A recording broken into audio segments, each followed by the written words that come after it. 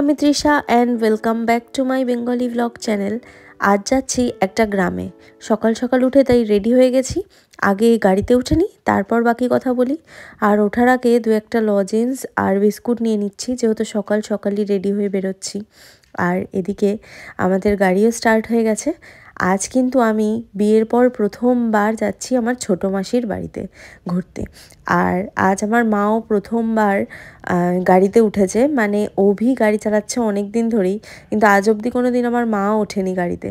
তো এই প্রথম আজকেই যাচ্ছে, জামাই গাড়ি চালিয়ে নিয়ে যাবে, সেটা একটা নিশ্চয়ই আলাদাই অনুভূতি হবে মার। তো সেই জন্য বেশ মজা করেই গাড়িতে উঠেছি।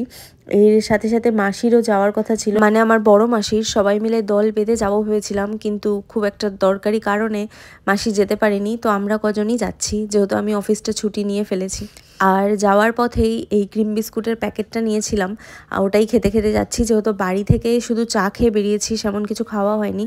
তো আমি ফার্স্টে উদ্বোধন করলাম। খেতে বেশ ভালোই লাগে এই অরেঞ্জ কালারের ক্রিম বিস্কুটগুলো, যে কোনো কোম্পানিরই ভালো লাগে। এটা টাইগারের ছিল। আর তারপর সবাইকে দিয়েছি, আগে নিজে খেয়ে। আর আমি তো বিয়ের আগে আইবুড়ো ভাত খেতে লাস্ট গেছিলাম মাসির বাড়ি। আজকে বেশ অনেক দিন বাদে যাচ্ছি। এখানকার রাস্তাঘাটগুলো একদম পাল্টে গেছে, অনেকটা সুন্দর হয়ে গেছে। অনেকটা যাওয়ার পর একটা টোল পড়েছিল, ঈশ্বর গুপ্তা সেতু। 10 টাকা চার্জ নিয়েছে। আর তারপর আমরা এগিয়ে গেছি।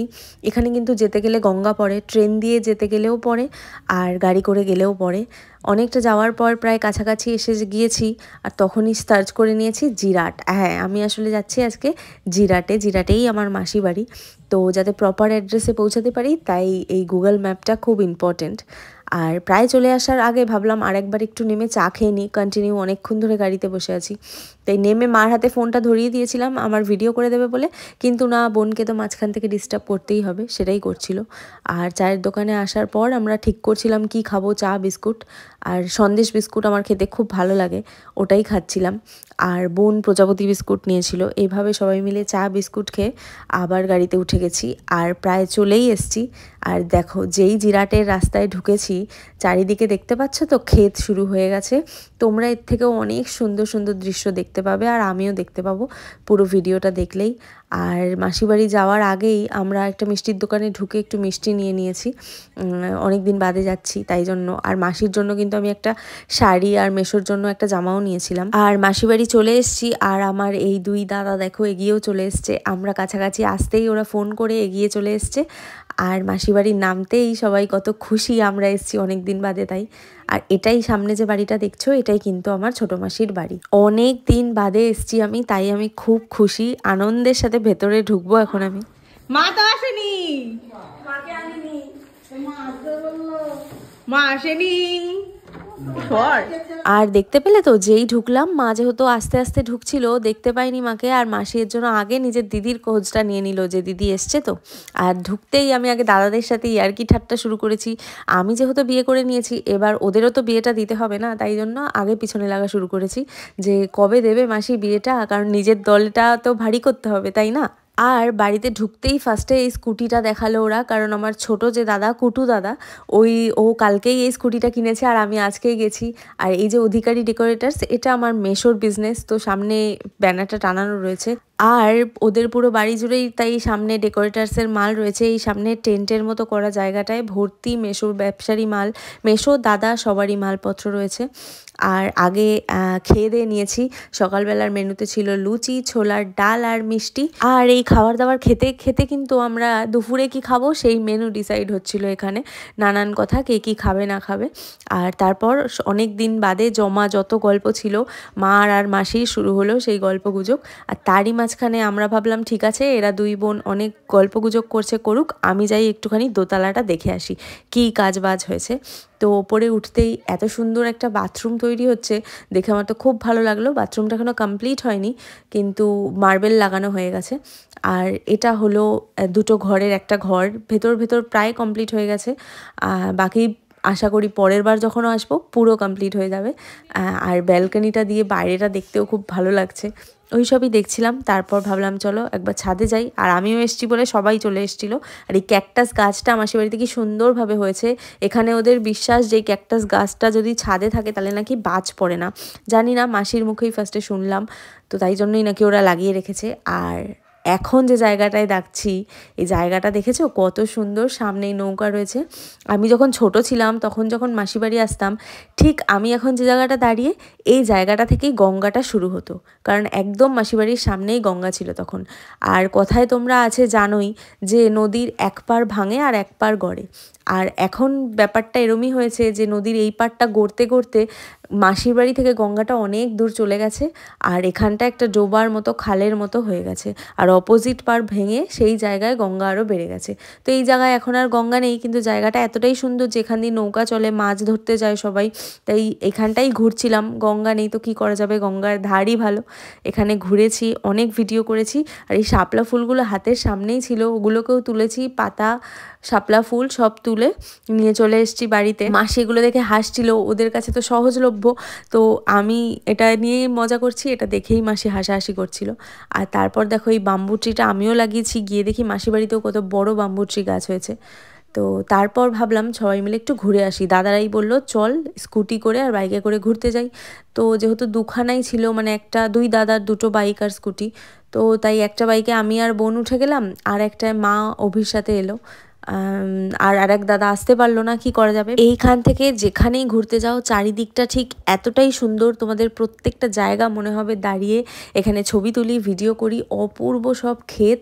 আর একটা গল্প আছে এখানকার কিন্তু মেন বিজনেসই হলো নার্সারি, মানে চারিদিকে সবার বাড়িতেই প্রায় ছোটোখাটো কোনো না কোনো নার্সারি আছে। নার্সারি মানে ফুলের গাছের চাষ হয়, সব ধরনের গাছের যারা চাষ করে সেখান থেকে বিভিন্ন জায়গায় গাছগুলো ট্রান্সফার হয়, সেগুলোকেই নার্সারি বলে। আর আমি এখন এসছি আমার দাদার নার্সারিতে, আমার দাদাই নিয়ে এলো যে ওর নার্সারিটা আমাদের ঘুরিয়ে দেখাবে বলে। তো এইখানে যে পরপর তিনখানা দেখতে পাচ্ছ এপাশের আর এই দিকের, এই সব কটা কিন্তু আমার দাদারই নার্সারি। আর ভেতরে দেখো অনেক ধরনের ফুলের গাছের চাষ হচ্ছে। এই ফুলের গাছগুলো কিন্তু এখান থেকে কাটা হবে আর তারপর নানান দেশ বিদেশে এগুলোকে ট্রান্সফার করা হবে। আর এখানে বিভিন্ন জায়গায় বিভিন্ন জিনিস চাষ হয়ে রয়েছে, তো নিজেকে কিন্তু আর কন্ট্রোল করা যাচ্ছিল না, মনে হচ্ছিলো এখান থেকে তুলি কয়েকটা শাক পাতা আর তারপর সেগুলো বাড়িতে নিয়ে গিয়ে খাওয়া দাওয়া করব। তো সেই মতো আমিও তো দেখেই ঝাঁপিয়ে পড়েছি যে এই চলো পালং শাক তুলি, একদম লখলকে পালং শাক লাগছিল, তো সেগুলোই তুলছিলাম, সাথে আমার মা বোন সবাই তুলছিল। আর দেখো কতগুলো পালং শাক তুলেছি, আমি পালং শাক তুলেছি নিজে হাতে, বাড়ি গিয়ে রান্না করে খাবো বলে। গ্রামের পরিবেশ আসলে এমনই হয় যে এখানে এইসব চাষবাস দেখে, চারপাশের পরিবেশ দেখেই মনটা পুরো ফ্রেশ হয়ে যায়।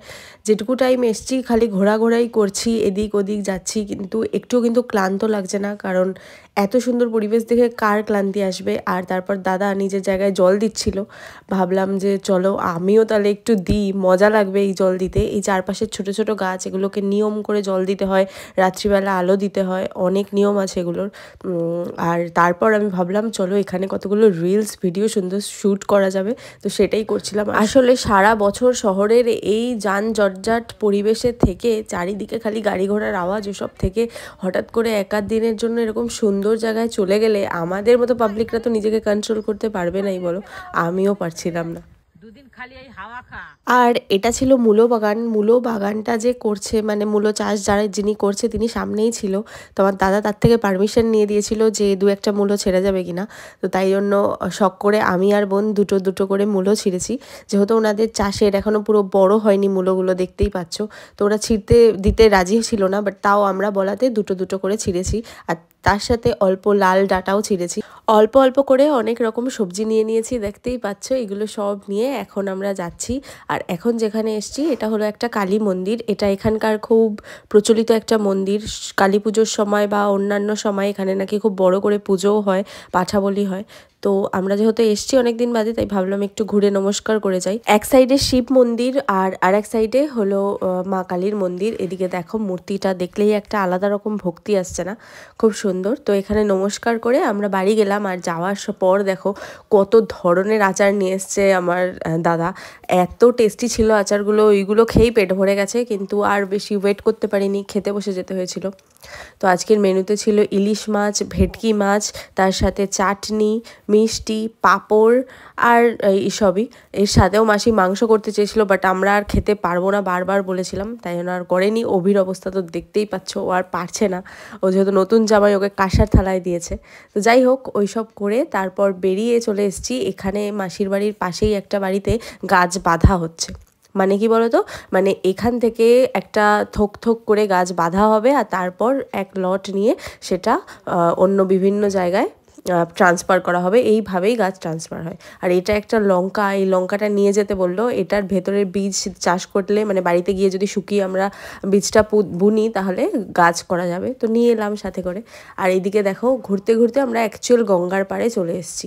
মানে মাসির বাড়ি থেকে তো এখন গঙ্গাটা দূরে হয়ে গেছে, একটু দূরে। তো সেই জন্য দাদারা বললো চল নিয়ে যাই গঙ্গার পাড়ে। তো সেখানেই এসেছি। টিভিতে দেখা দৃশ্যগুলোর মতো সুন্দর ছিল জায়গাটা, কারণ জায়গাটা পুরো ফাঁকা ছিল, কোনো লোকজনের ভিড় নেই, চারিদিক ফাঁকা, সামনে দিয়ে নৌকা চলছে। আর এই জায়গাটা থেকে লঞ্চে এলে লোকজন নামে ঠিকই, কিন্তু এখন পুরো ফাঁকা ছিল। তো আমিও ফাঁকা পেয়ে গেছি, আমি আর আমার বোন দুজনে মিলেই এখানে ব্যাস স্টার্ট হয়ে গেছি কি ভিডিও আর ফটো তুলতে, আবার কি। আর অভি ছিল আমাদের ক্যামেরাম্যান। এত সুন্দর শান্ত স্নিগ্ধ পরিবেশ, কোনো আওয়াজ ঝঞ্ঝাট কিচ্ছু নেই, পাশ দিয়ে সুন্দর নৌকা চলে যাচ্ছে।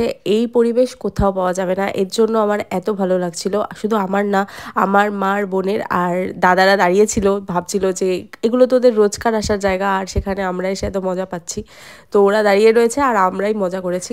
আর এই রেস্টুরেন্টটা রিভার সাইড বলে একটা রেস্টুরেন্ট, এটা একদম গঙ্গার পাড়েই ছোট্টখাট্টো কাঠ দিয়ে বানানো, আর একদম প্রকৃতির মধ্যেই বানানো, খুব সুন্দর ছিল। যেহেতু আমরা খেয়ে দিয়ে এসেছি তাই এখানে কিছু খাইনি, বাস একটু ঘুরেছি, ঘুরে ঘাড়ে এবার বাড়ি যাচ্ছি, মানে মাসির বাড়ি। কারণ আস্তে আস্তে সন্ধে হয়ে যাচ্ছে, এবার আমাদের বাড়ির দিকে বেরোতে হবে, কিছু করার নেই। আর মাসি মনে হয় 100 বারেরও বেশি বলেছে থাকার জন্য, কিন্তু আমরা থাকতে পারিনি। আর ফেরার আগে মাসির বাড়ির সামনেই একটা জায়গা থেকে কফি তুলতে গেছিলাম, তো কয়েকটা কফি তুলে তারপর ফিরেছি। আর এখানে দেখো মাসি প্রায় রেখেই গেছে যে আমরা কেন থাকছি না, কিন্তু কিছু করার নেই, বাবা বাড়িতে একলা রয়েছে, আমার আর অভির কালকে সকাল হলেই কাজ আছে। সো কিছু করার নেই, আজকের মতো আমরা চলে যাচ্ছি। আবার নিশ্চয়ই একদিন আসবো, এরকম সুন্দর জায়গায় কে না আসতে চাইবে বলো। আর ফেরার সময় রাস্তার ধারে এই নার্সারিগুলোতে আলো জ্বালিয়ে দিয়েছিল, সে এক অদ্ভুত দৃশ্য। একদিনের জন্য মাসি বাড়ি এসে এত সুন্দর ঘোরাটায় আমার মনটা পুরো ভরে গেছে। আর তোমাদেরকেও দেখালাম, তোমরা জানিও আমার ভিডিওটা তোমাদের কেমন লাগলো।